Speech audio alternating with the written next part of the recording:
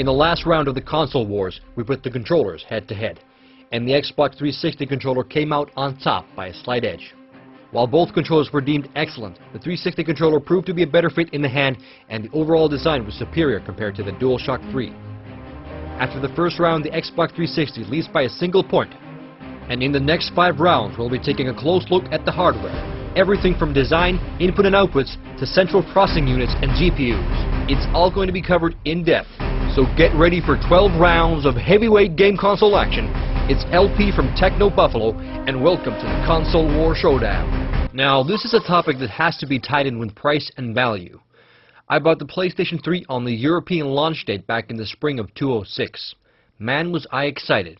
But man, oh man, did I die just a little inside when 650 euros left my wallet. That's about $900 US.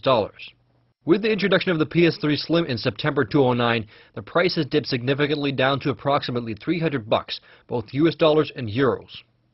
The two consoles are now on the same price point, but I think Microsoft still has levers to pull, so I would not be surprised if the Elite's price comes down to $250 if the PS3 starts gaining some ground. So I'm going to be looking at this hardware comparison from the perspective of where we are right now in fall 2009, and the notion of both consoles being at an equal price point. Round 2. SKU Wars. To make this series of videos a bit more complex, both manufacturers have come out with multiple SKUs of their hardware. Not many gamers knew or cared what a SKU was before Microsoft came out with 2 different versions of their Xbox 360 hardware. The term was adopted by the gaming community basically overnight. SKU stands for Stock Keeping Unit. It's a term merchants use to identify unique products in inventory. Obviously, in this case, it refers to unique system configurations. The multiple SKU strategy has brought with it more choices.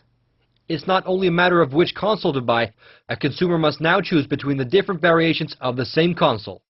When I bought the PS3, I had 2 SKUs to choose from, the 60GB SKU and the 20GB SKU. The 20GB SKU was €100 cheaper, but it lacked backwards compatibility, flashcard readers, and Wi-Fi. Since the launch of the PS3, there's been 7 different SKUs on the market, some with PS2 backwards compatibility and some lacking. 2 of the SKUs have had flash memory card readers, and the rest have not. Suffice it to say that it's all a bit confusing for the average consumer. But there are benefits to multiple SKUs. During the PlayStation 3 SKU cycle, the size of the processors have been shrunk down from the original 90 nanometers to first 60 nanometers, and now with the Slim to 45 nanometers. The point of shrinking down the size of the CPUs and GPUs is fairly simple. Smaller size equates to less power consumption and heat dissipation, and it's also cheaper to manufacture. So if you're like me and you've gone and bought the original 60GB PS3 back in the day with considerable expense, it will be consuming a third more power and running considerably hotter and noisier than the newer and cheaper SKUs. The Xbox 360 has also had several SKUs over the past years. When I bought the Xbox 360, there were 4 different SKUs on the market, 5 if you include the butt-ugly Halo SKU. I mean, come on, it looks like something you'd find in a ditch. Anyways, 4 SKUs when I bought the Xbox 360, the Arcade, the Pro, and the Elite, and there were also some 20GB premium SKUs still on the market. And looking at Microsoft's long list of SKUs really makes me miss the olden days, where there was only a single system and everyone pretty much had the same device. I'm really not sure if the multi-SKU strategy is the right one, because for the average consumer, things can get a bit confusing. I remember a lot of people were quite pissed off 2 years back when, having just bought the version of the Xbox 360 that lacked the HDMI output, only to find out that the HDMI version was on sale a few weeks later. But there's also been quite a lot of confusion about which versions of the PS3 had backwards compatibility and which did not. In my opinion, the whole SKU business has harmed both brands in the long run. But I kinda do understand the business aspect of multiple SKUs. Adding an HDMI output post-launch will sell more units. Shaving off $100 with the expense of backwards compatibility will sell more units to certain demographics. But it definitely would be nice if the console I buy at a high expense on the launch date would be at least equally as good as the SKU that comes 3 years later with half the price. Now this pisses me off, and I know for a fact that I'm not alone with this. What do you guys think? Luckily, Microsoft and Sony have both tried to cut down on the SKUs. Sony first got rid of the SKUs that lacked Wi-Fi, and Microsoft only recently revealed that it would be losing the Xbox 360 Pro SKU, leaving only 2 SKUs on the market, the Arcade and the Elite. I'm awarding no points in this round because the multiple screw approach really doesn't serve anyone's interest. I'm perfectly fine with shrinking down the components, but adding and subtracting features confuses the average consumer and frustrates the loyalist of fans of both manufacturers. Hopefully come next generation of consoles, both manufacturers will develop their concept and hardware long enough not to have to make 10 versions within the console's product cycle.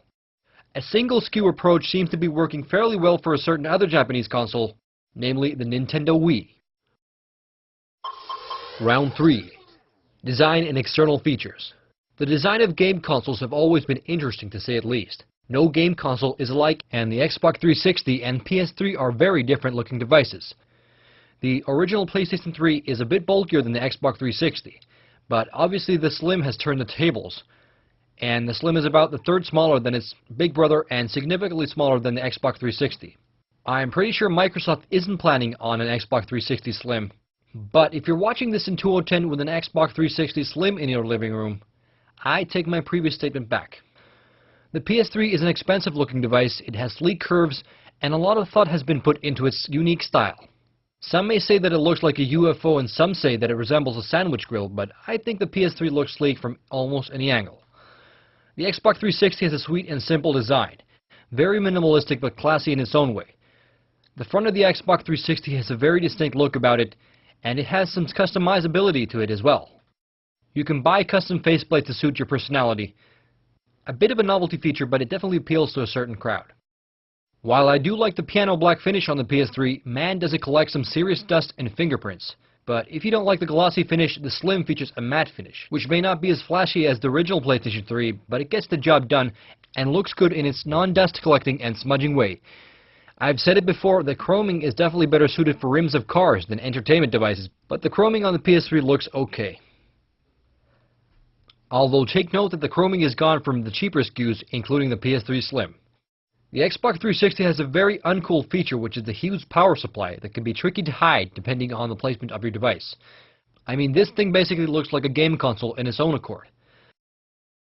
Both consoles have a very cool and distinct look about them, and I really can't decide which I prefer more. You know, some days I prefer coffee, and other days I prefer cocoa. That's just the way it goes, but let's check out the external inputs and outputs, which are also connected to the design. The inputs and outputs on both devices have changed between all the different SKUs, so it's impossible to make an entirely accurate comparison between the two systems. But what we have here side by side are the most common models in use today, and most essential features are the same. Beside the disk tray we find a couple of memory unit slots, and underneath them we find a wireless sync button. When I first got the Xbox, I was wondering where the USB ports were, but they're actually down here under the hatch. And the USB ports are a bit tricky to get to because they're quite deep inside there. And having a USB cable attached to the 360 really breaks the clean lines of the device. The 360 features a mechanical button for the DVD tray, which pops up with good haste when you press the button.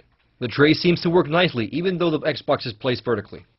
But the most prominent feature on the front of the Xbox 360 is the power button, which has acquired some notoriety in its own accord, in a slightly negative way over the past few years. It's also a subject that I will be covering in upcoming rounds. On the front of the PS3 we have 4 USB ports. Well, if you have the newer models, you'll only get 2.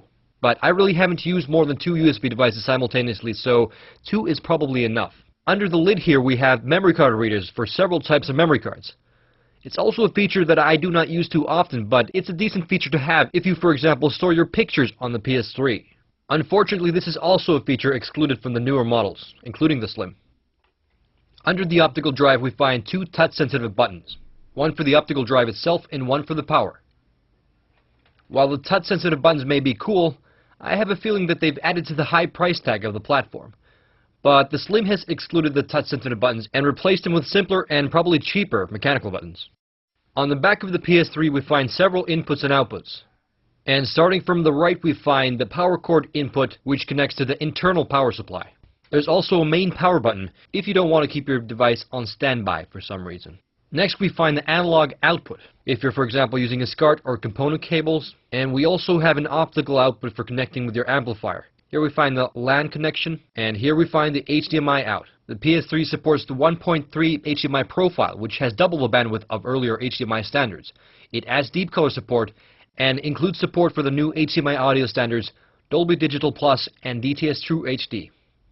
Of course, most people don't have the higher-end amplifiers and TVs to support these formats, but it's good to be future-proof.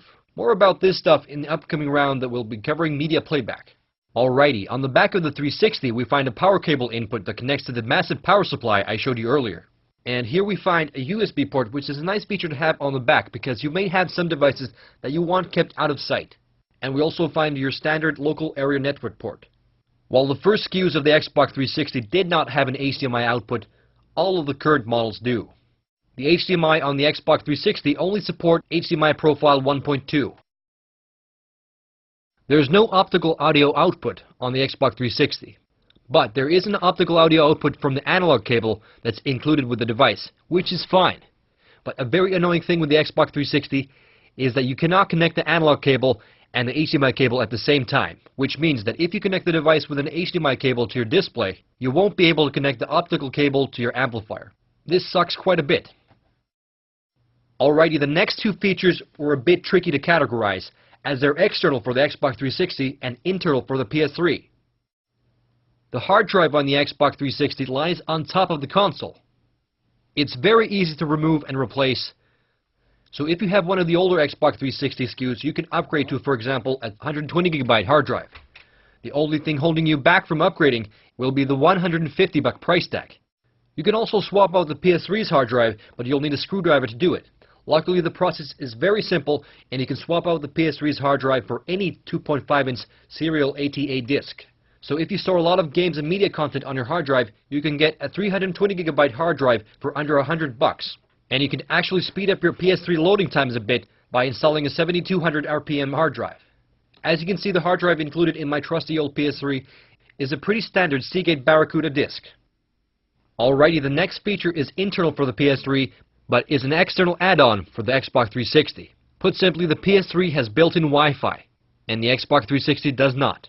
A wireless network adapter is sold separately for around $80, and in my opinion, Wi-Fi is a feature that one expects to be built in these days, so it's a definite negative for the Xbox 360. Heck, even my toaster has a built-in Wi-Fi. It probably comes as no surprise that the PS3 will be taking this round. Both the original PS3 and the Slim are sleek-looking devices that include all the necessary input and outputs. Although some of the features have been excluded from the Slim, it still managed to be the better all-rounded device when it comes down to input and outputs. The round for design and external features go to the PS3 hands down.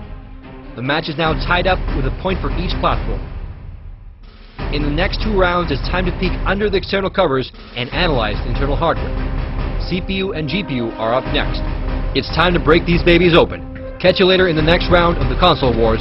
LP signing out.